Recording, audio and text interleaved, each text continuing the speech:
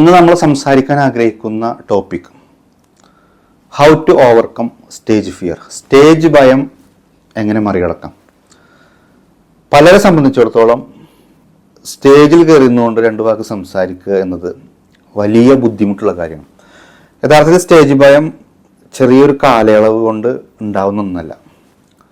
ഒരുപാട് അവസരങ്ങൾ നമുക്ക് ലഭിക്കുകയും നമ്മൾ അതിൽ നിന്നൊക്കെ ഉൾവലിഞ്ഞ് അങ്ങനെ കാലങ്ങളായിട്ട് നമ്മുടെ മനസ്സിൽ അടിഞ്ഞുകൂടിയ ഒരു ഭയമാണ് ഈ സ്റ്റേജ് ഫിയർ എന്ന് പറയുന്നത്.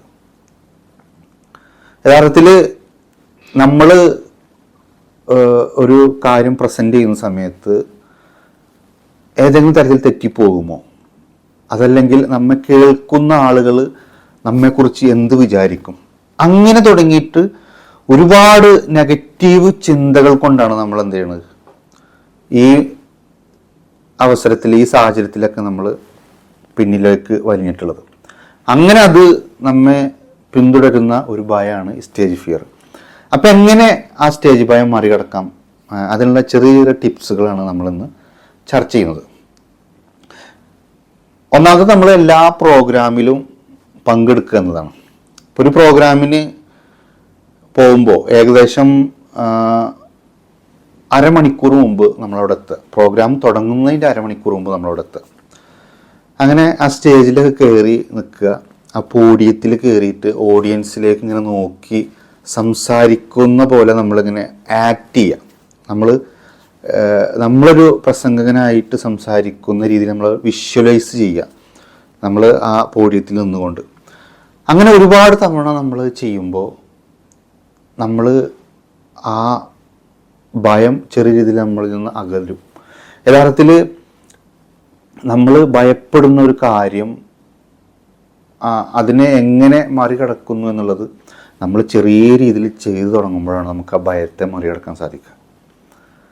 അപ്പോൾ ആ പോഡിയത്തിൽ കയറി നിന്നുകൊണ്ട് ഇങ്ങനെ സംസാരിക്കുന്ന പോലെ നമ്മളിങ്ങനെ വിഷ്വലൈസ് ചെയ്യുക.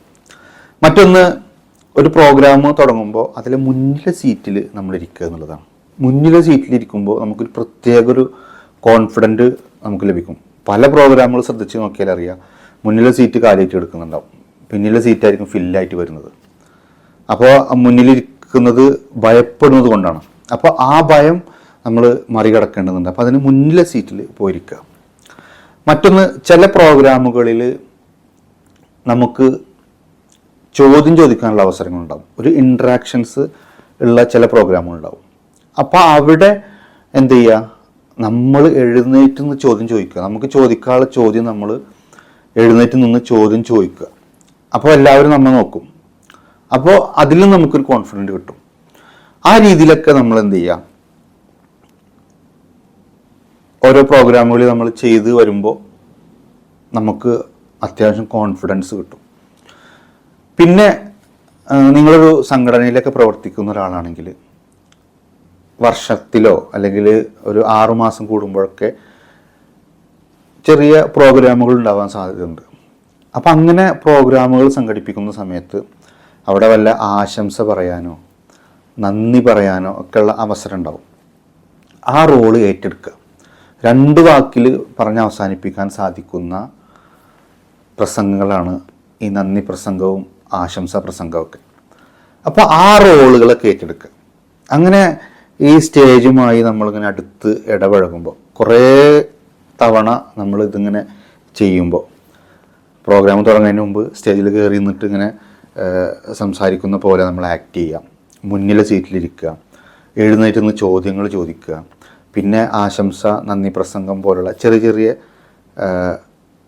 റോളുകൾ നമ്മൾ ഏറ്റെടുക്കുമ്പോൾ നമുക്ക് വലിയ ആത്മവിശ്വാസം കിട്ടും. അങ്ങനെ നമുക്ക് എന്ത് ചെയ്യാം, സ്റ്റേജ് ഭയം നമുക്ക് മറികടക്കാം. പെട്ടെന്ന് പോകുന്ന ഒരു ഭയമല്ല സ്റ്റേജ് ഭയം. നമുക്ക് ഒരുപാട് നാളായിട്ട് നമ്മിൽ അടിഞ്ഞുകൂടിയ ഒരു വലിയ ഭയമാണ്. അപ്പം ആ ഭയം മറികടക്കാൻ ഒരല്പം സമയമെടുക്കും. അപ്പോൾ നിരന്തരമായി നമ്മളിതിങ്ങനെ ചെയ്യുമ്പോൾ നമ്മുടെ ആ ഭയം മാറിക്കിട്ടും. അങ്ങനെ നമുക്ക് ചെറിയ രീതിയിൽ സ്റ്റേജ് ഭയം മറികടക്കാം. പബ്ലിക് സ്പീക്കിംഗ്, അതുമായി ബന്ധപ്പെട്ട് വരും ദിവസങ്ങളിൽ നമുക്ക് വിശദമായിട്ട് കാര്യങ്ങൾ ചർച്ച ചെയ്യുന്നുണ്ട്.